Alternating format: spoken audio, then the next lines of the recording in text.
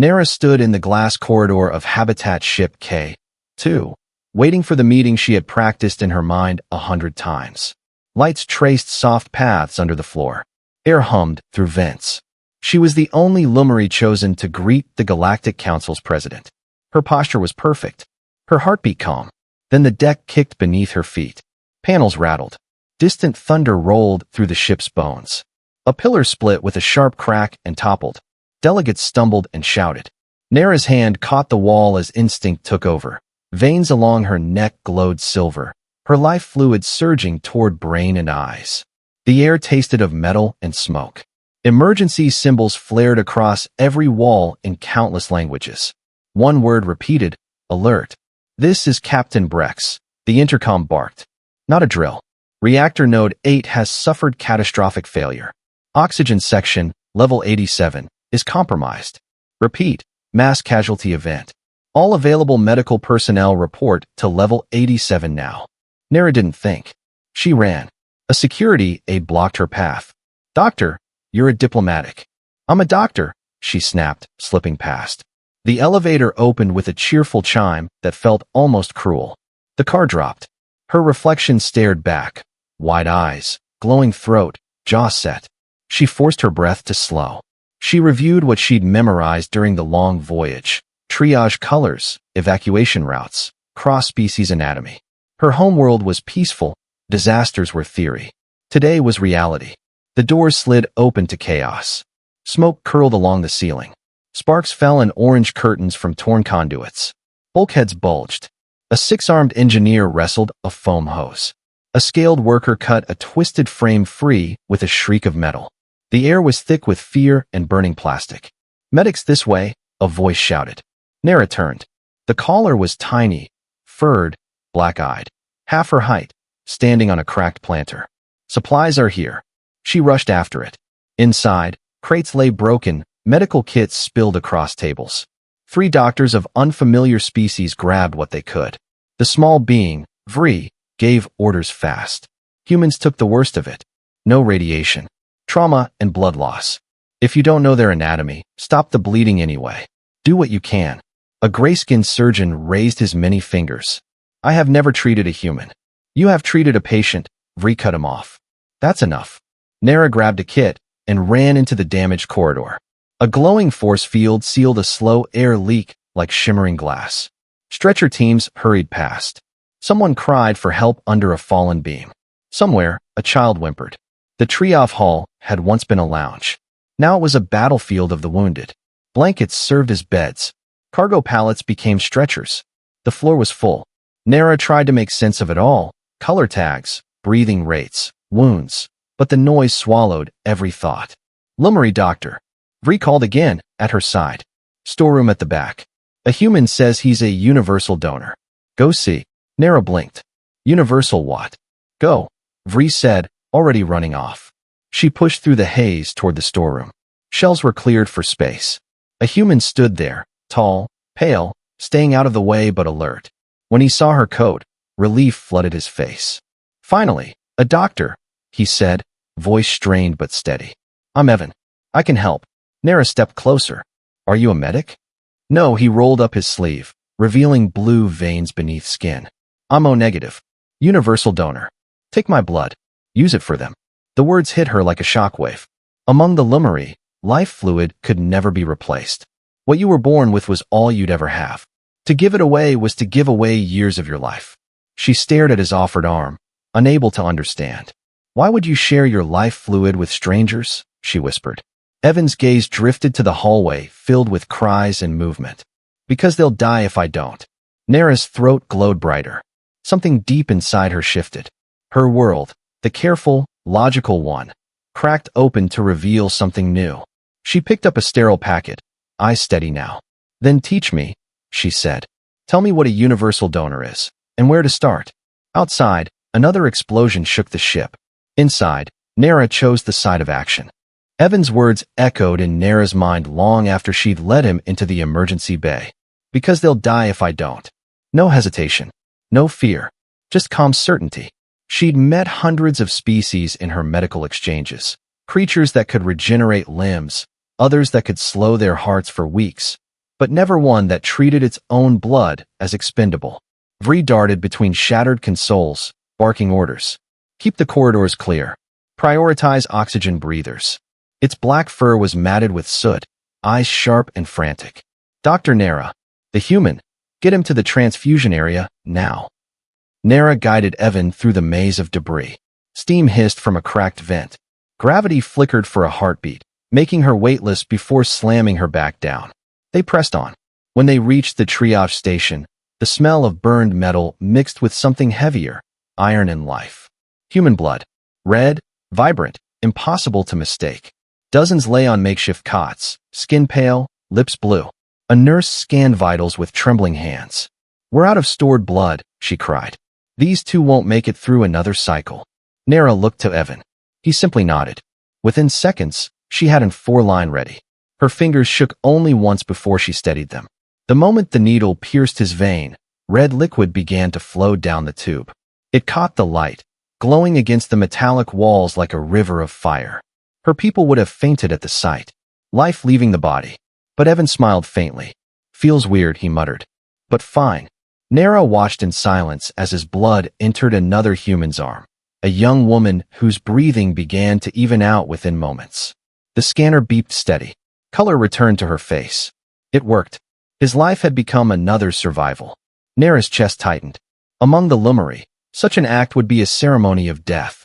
But here, it was medicine, practical, efficient, selfless. The nurse clamped the tube and adjusted the flow. That's enough for now, she said. He can rest before the next donor cycle.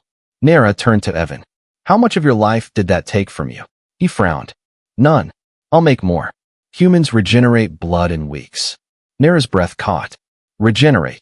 The concept shattered everything she knew about biology. To lose and then create again. To give without dying. Her mind raced with possibilities, transfusions, treatments, survival rates. But beneath the science was awe. You can replace it, she whispered. Evan nodded, smiling softly. Of course. Doesn't everyone? Her laugh came out shaky.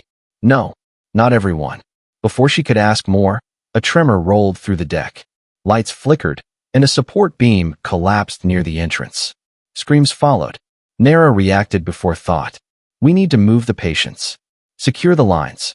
Evan grabbed the fallen beam with bare hands, muscles trembling as he pushed. Others rushed to help, but his strength anchored the effort. The beam lifted enough for 2 medics to drag a wounded worker free.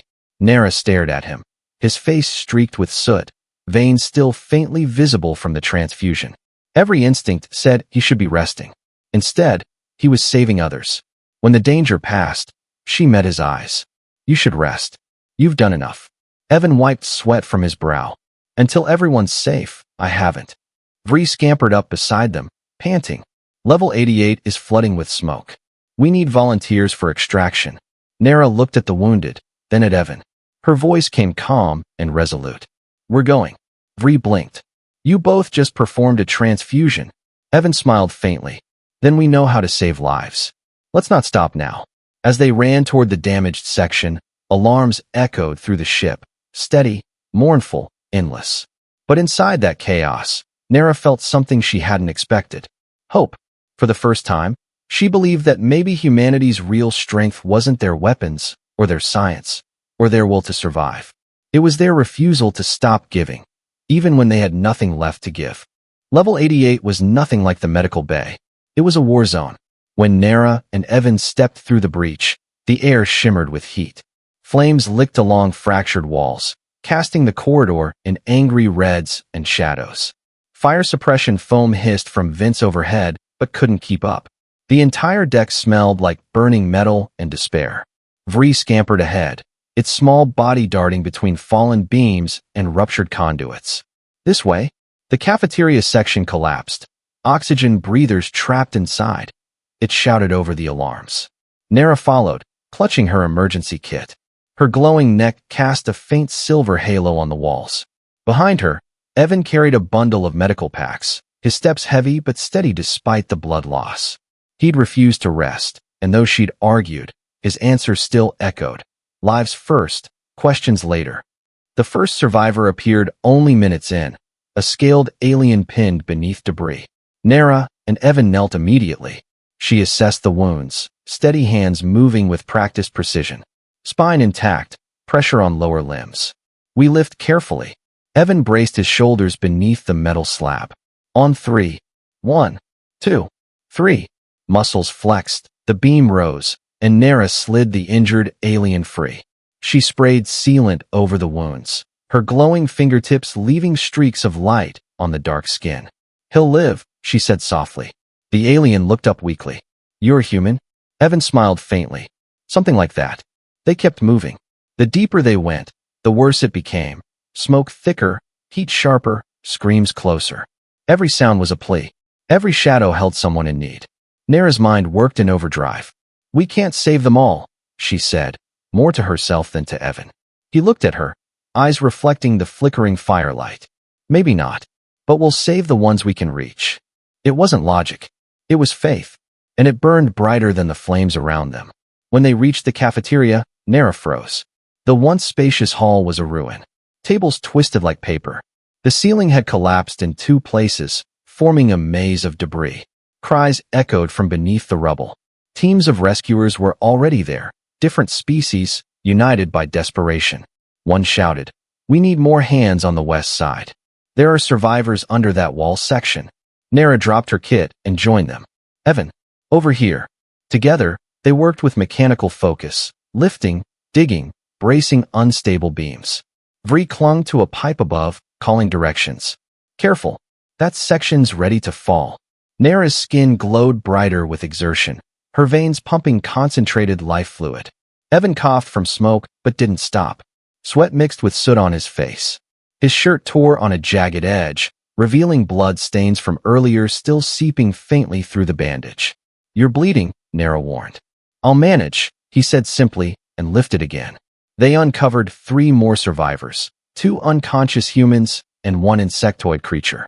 Nara triaged quickly, pulse racing. One human's heartbeat was faint, fading fast. "Severe internal bleeding," she said. "We need transfusion now." Evan stepped forward immediately. "Take mine." Nara stared at him in disbelief. "You just gave blood an hour ago. I can give more." His tone left no room for argument. "You'll collapse," she said. "Then make it count before I do." For a long moment, she met his eyes. Behind the exhaustion and grime, there was no arrogance, only determination. And something deeper, something she couldn't name. Finally, she exhaled. "Fine. Sit down." She set up the tubing with trembling hands. The firelight reflected off the flowing red line between them, a fragile bridge of life amid destruction. The wounded human's pulse began to stabilize. When the line was clamped, Evan leaned back, pale and shaking. Nara steadied him. "You're insane," she whispered. He gave a weak grin. "Maybe, but she's alive." A groan rumbled through the wreckage, metal shifting overhead. Vree squealed. "Structures unstable. Get them out now." Nara and Evan hauled the survivors toward the exit as the ceiling began to cave. Dust choked the air. The floor buckled beneath their feet. They stumbled through the collapsing passage just as the cafeteria imploded behind them, sealing itself in fire. Outside, gasping, they laid the rescued down for medics to take over. Nara turned to Evan, ready to scold him again, but stopped. His eyes were closed, breath shallow, skin almost translucent.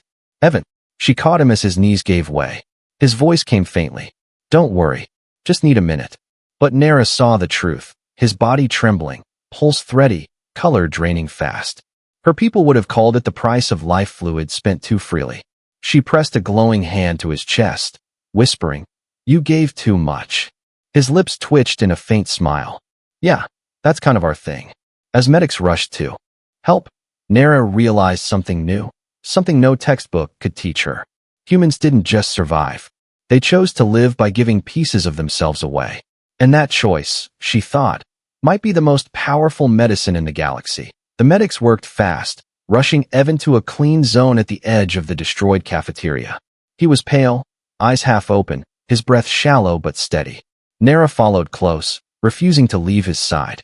Her glowing hands trembled as she tried to assist, passing tools, adjusting tubes, doing anything to help. A nurse, a human with weary eyes, looked up. "He's going into shock. Blood pressure's falling fast." We need plasma or compatible blood immediately. Nara's throat tightened. There's none left, she said. We used everything. The nurse clenched her jaw. Then he won't last another 10 minutes. Silence swallowed the room for a heartbeat. Beyond the broken wall, fire alarms still howled. Distant cries echoed through the ship. The entire deck felt alive with pain. Nara stared at Evan. His lips moved faintly, forming words she could barely hear. Help them, not me. Her chest ached. She'd treated hundreds of patients across the stars. Wounds, fractures, fevers. But this was different. This man had already given all he could, twice over. He wasn't asking for life. He was still asking to save others. Her species called their blood lumia, the light inside. It was their lifespan made visible. Every drop lost meant years gone. But she remembered his smile when he said, "We make more." Could she? Could she share what her kind never did? Her glowing veins pulsed brighter as she made her choice. "Prepare a syringe," she told the nurse. The nurse blinked. "What are you?" "Just do it," Nara said, voice sharp with command. She held out her hand, then pressed a small blade against her finger. Pain flashed. White liquid welled up, glowing softly like molten light. Gasps filled the room. "That's your life fluid," the nurse whispered. I know." Nara caught the drops in the syringe, 3 exactly. The glow reflected in her silver eyes. "It's enough." She injected the luminous fluid into Evan's vein. For a second, nothing happened. Then his body glowed from within, white light racing through his arms, tracing veins across his neck and face. The monitors steadied. The erratic beeping slowed into a calm, even rhythm. The nurse stared, speechless. His vitals, they're recovering. "What did you do?" Nara exhaled shakily. "I gave him what he gave everyone else, life." Her knees weakened, the energy drain immediate. She swayed, catching the edge of the table for support. Bree scurried up beside her, alarm flashing in its huge eyes. "Nara, that was your lifespan. You'll lose months." "I'll lose them well spent," she said softly. Vria's whiskers twitched. "You Lumari never share your lumia." "Why now?" Nara watched Evan sleep, his chest rising and falling stronger with each breath. "Because he gave without fear," she whispered. "He shared what he thought was replaceable. And I realized something. Our light is useless if we never let it shine for someone else." Vri went quiet. For the first time since the disaster began, the little creature seemed unsure what to say. Nara sat beside the medical bed, exhaustion dragging her down. The glow in her veins dimmed slightly, but warmth filled her chest. Around them, the chaos continued, stretchers, shouts, smoke. But in that small circle of light, hope flickered alive. Hours passed in fragments.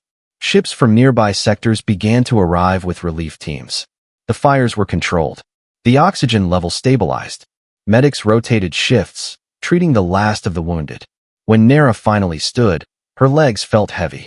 She checked Evan's vitals one last time. Strong pulse, warm skin, steady breathing. He would live. "You should rest," Vri said gently. She smiled faintly. "When he wakes, tell him I had to return to the council. They still expect their medical exchange representative." Vri tilted its head. "And what should I tell him you gave him?" Nara paused. "Tell him I returned what he taught me. That generosity isn't foolishness. It's medicine." As she walked toward the docking lifts, the ship's artificial dawn light flickered through the cracked corridor. Her footsteps echoed softly. Behind her, Evan slept, a faint silver glow still pulsing under his skin. Proof of a connection between species that no treaty or alliance had ever managed to create. The galaxy would remember this day for its disaster. But for Nara, it would always be the day she learned the true meaning of human courage. Evan awoke to a dim ceiling flickering with repair drones. His entire body felt heavy, as if gravity had increased tenfold. A soft hum surrounded him, medical scanners, air filters, quiet voices beyond a curtain. When he tried to sit up, a sharp pain in his arm forced him back down. "Easy there, hero," came a familiar squeaky voice. He turned his head. Vri stood on the edge of the medical console, its fur singed at the tips, small claws wrapped around a data pad. Its wide eyes studied him like he was both miracle and problem. "What happened?" Evan croaked. His throat was dry as dust. "You collapsed." Twice stoner foolishness, followed by what I assume humans call passing out dramatically. Vri tapped his datapad. "You should be dead, But apparently, the universe enjoys irony. Evan frowned weakly. Nera, is she alive? Vri interrupted, its tone softening. She saved you. He blinked. Saved me? I thought I was the one. The small alien snorted. Oh no, she went far beyond your noble idiocy. It leapt down and climbed onto the bedside rail. She gave you part of herself. Her lumia, their life fluid. 3 drops of it. Do you understand what that means? Evan shook his head slowly. It means she traded months of her lifespan to heal you, Vri said quietly. Your kind gives what it can afford. Hers gave what it can never get back. Evan stared at his own hand. Faint silver light pulsed beneath his skin, tracing his veins. That glow. Her essence, Vri said. Don't panic, it's harmless. In fact, it stabilized your system faster than any human treatment we've ever seen. You're glowing proof of interspecies medical history. The words hit harder than he expected. He lay there in silence, memories flooding back. The cafeteria collapse, the screams, Nera's steady hands, her voice commanding through chaos. Then teach me. Now she was gone, and part of her light lived in him. Where is she? He asked finally. Left for the council meeting, Vri replied. Something about diplomacy and not letting the galaxy think Lumari are careless. She said she had to face them, and that you'd understand. He didn't understand. Not yet. But he felt the ache in his chest, gratitude and guilt tangled together. She gave me her life to save mine, he said softly. And I didn't even get to say thank you. Vri handed him a folded piece of paper, the edges glowing faintly. She left this. Evan opened it carefully. The handwriting was precise, elegant, translated automatically on his pad beside the bed. Evan, you humans are strange creatures. You bleed for others and still smile. You risk your lives without hesitation. You make those around you question their limits. I learned more from you in one disaster than I did in a decade of study. You showed me that generosity doesn't weaken life, it amplifies it. You also taught me that medical logic can't always measure courage. Consider this light under your skin my thanks, and my debt. If we meet again, it will mean the stars decided that kindness travels faster than fear. Nera. Evan's vision blurred for a moment. He wasn't sure if it was exhaustion or emotion. He pressed the note to his chest and whispered, You didn't have to do that. Vri hopped down from the console, tail flicking. You humans never seem to realize when someone chooses to care for you, it muttered. She didn't do it out of duty. She did it because you reminded her of something she'd forgotten, why healers exist. Evan smiled faintly. To save lives. To share life, Vri corrected. Big difference. The hum of the ship deepened as the artificial gravity recalibrated. Rescue crews were still working somewhere below, patching broken corridors and sealing hull fractures. The smell of disinfectant mixed with ozone filled the air. Evan looked down at his glowing veins again. They pulsed gently, like the rhythm of another heartbeat inside him. Her heartbeat. He sat up slowly this time, ignoring Vria's protests. Where's her ship headed? Vri blinked. You're not planning. I am, he said firmly. She gave me months of her life. I'm not wasting a single day of mine. Vri groaned, rubbing its tiny forehead. Humans, it muttered. You burn yourselves out faster than any species I know. Maybe, Evan said with a grin. But at least we burn for something worth it. He looked out the viewport beside his bed. Stars stretched across the void, cold, distant, infinite. Somewhere among them, a silver-skinned doctor with glowing veins was sitting in a council chamber, pretending she hadn't just changed the meaning of compassion for 2 entire civilizations. Evan flexed his fingers, feeling that faint pulse of shared light beneath his skin. Hang on, Nera, he whispered. You're not getting rid of me that easily. And for the first time since the explosion, he smiled, softly, quietly, like a man reborn not by luck, but by kindness. Nera's transport glided through the upper decks of the Galactic Council's orbital citadel, a colossal structure that shimmered above a cloud-wrapped world. The hulls of thousands of ships surrounded it, like insects orbiting a sun. Each carried delegates, scientists, and healers summoned to discuss the future of interspecies medicine after the disaster aboard Habitat Ship K-2. Nera's reflection stared back from the shuttle window, silver eyes dimmer than before, veins faintly glowing beneath her pale skin. The 3 drops she'd given Evan still burned inside her memory. Every heartbeat felt heavier, slower. Months of life, gone. Yet she felt strangely alive. The doors opened to a vast marble chamber filled with the murmurs of countless species. Floating hollow panels displayed casualty numbers, reconstruction updates, and a long list of names. Her own appeared briefly beside the word volunteer healer. When she stepped forward, the crowd fell into uneasy silence. The Lumeri were known for their restraint, their clinical detachment. To most, the idea of one giving away Lumia, their own life essence, was unthinkable. The High Speaker, a crystalline being of sharp planes and cold blue light, addressed her first. Dr. Nera of Lumeris Prime, it intoned. You were reported as performing an unauthorized medical act involving your life fluid. Is this correct? Nera bowed her head slightly. It is. The council chamber rippled with whispers. Do you confirm that you transferred part of your own lifespan into a non-Lumeri subject? I do, she said calmly. To a human named Evan Cole. He was dying after multiple blood donations performed to save others. Humans, hissed one delegate with scaled skin. Always reckless. And now they make others follow their madness. Nera's glow brightened faintly, like a heartbeat of defiance. If madness is what you call compassion, then perhaps we should all go mad. The chamber stilled again. The High Speaker's tone sharpened. Explain your reasoning. The council must understand why a physician would sacrifice life for a stranger. Nera stepped closer to the dais, her voice steady but soft. Because he taught me something our species forgot. She looked around at the faces, furred, scaled, feathered, luminous. We call our blood the light of life, but we keep it locked inside ourselves. Humans, they share theirs. They give without expectation, even when it hurts. They see no difference between giving and living. And in doing so, they prove that life is meant to be multiplied, not preserved. A low hum of debate filled the hall. A counselor from the aquatic races leaned forward. You risked extinction-level damage to your body for an experiment in empathy. Nera smiled faintly. Then let that experiment become a cure for indifference. The High Speaker's glow dimmed slightly, its version of contemplation. And what was the result of your exchange? Nera hesitated, then said quietly, he lived. And so did dozens more because of him. His blood saved his kind. My Lumia saved him. It was not a transaction. It was balance. Something shifted in the room. The tension eased just a little. Then the speaker surprised everyone. Perhaps there is wisdom in what you have done. A murmur spread through the crowd. The speaker continued. If species can exchange more than trade, if they can share life itself, then our galaxy may yet have hope. It turned toward Nera. Doctor, your act has created precedent. The council will establish a new medical accord, the Shared Vitality Protocol. Interspecies exchange of regenerative fluids for emergency use. You will oversee its ethical structure. Nera's eyes widened.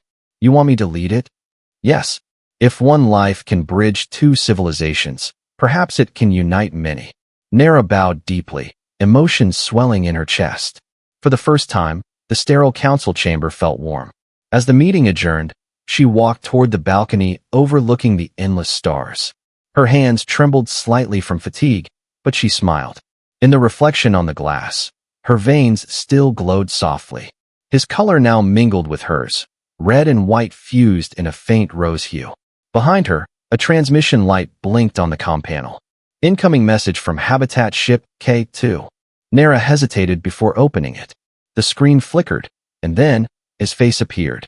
Evan looked tired but alive, a small smile tugging at his lips. Hey, Dr. Light, he said softly. Guess your cure worked. Nera felt her throat tighten. Evan, you shouldn't be moving yet. He grinned. You shouldn't be giving away your lifespan either, but here we are. They both laughed, quietly, like survivors of something that words couldn't describe. I heard the council made it official, Evan said. Shared Vitality Protocol. Has a nice ring to it. You inspired it, Nera said. The universe just needed proof that generosity isn't weakness. He nodded slowly. Then let's prove it again, together. Before she could respond, the transmission cut off, signal interference from the storming nebula around the citadel. But she could still see his smile lingering in the static. Nera turned back to the stars, her voice barely a whisper. Together then, human. And for the first time in centuries, the cold corridors of the council glowed a little brighter, lit not by politics or law, but by one act of shared life. Weeks passed, and the story of the Habitat K2 disaster spread through the galaxy like starlight through fog. But among the thousands of official reports, there was one detail that no record fully captured: the moment when a human and a Lumary changed what life meant. Nera stood aboard her small research vessel, the Lumen Arc, staring at the swirling gas clouds of the nebular rim. Her reflection in the viewport looked older, faint lines around her eyes. Her silver glowed dimmer than before. The cost of her gift to Evan was real. She could feel time slipping faster, like sand through glass. And yet, she did not regret a single drop. The comm panel blinked. Incoming transmission, human vessel Solace. She smiled before answering. Go ahead, Solace. Evan's face appeared, clearer this time. Healthy color back in his cheeks, his eyes bright, with that familiar human stubbornness. Dr. Light, he greeted with a grin. I hear you've become a galactic celebrity. Hardly, she replied, suppressing a laugh. The council just needed someone to blame if the new protocol fails. Funny, he said, leaning closer to the screen. Because I just signed up for the first interspecies medical mission under it. We're heading to Tarsus for plague outbreak. They said you'd be my liaison. Nera froze for a second, then smiled softly. Seems the stars have a sense of humor. They do, he said. And they remember the people who give them a reason to shine. Her gaze lingered on him. You still have traces of my Lumia, you know? It'll fade in a few months. Good, Evan replied. Means I still owe you before it does. The transmission faded to static as both ships prepared for warp alignment. Nera turned away from the console and looked out at the nebula once more. The glowing gases shimmered like living light, red and silver intertwined, the same colors that had run through her and Evan's veins. She thought back to that day on the world ship, the chaos, the screams, the blood, the moment she'd learned that giving didn't always mean dying. Humanity had shown her that life wasn't meant to be guarded. It was meant to be shared. The ship's AI interrupted her thoughts. Coordinates set. Engaging warp in 30 seconds. Nera touched the control panel, her hand glowing faintly. Let's go make the universe a little brighter. Outside, the Lumen Arc aligned beside Solace. Two ships from two worlds, one born of light, one of blood, now sailing toward a future neither species could have imagined. As the engines roared and the stars stretched into luminous streaks, Nera closed her eyes. She could feel something, a pulse echoing faintly through the void, a rhythm that wasn't hers alone. Evan's voice came through the comm one last time, steady and warm. Nera, next time we save a planet, try not to give away your lifespan again, okay? She laughed quietly. Only if you promise not to bleed out for strangers. Deal. The ships vanished into warp, leaving a trail of red and white light that shimmered like twin comets. And somewhere in the archives of the Galactic Council, a new entry appeared under medical history. The Shared Vitality Protocol, initiated by human donor Evan Cole and Lumary healer Nera Solis. Proof that compassion transcends species. No monument was built. No song was written. But in the cold silence between stars, something deeper endured. The echo of two lives that refused to accept the limits of biology or fear. The stars did remember. Because light, once shared, never truly fades.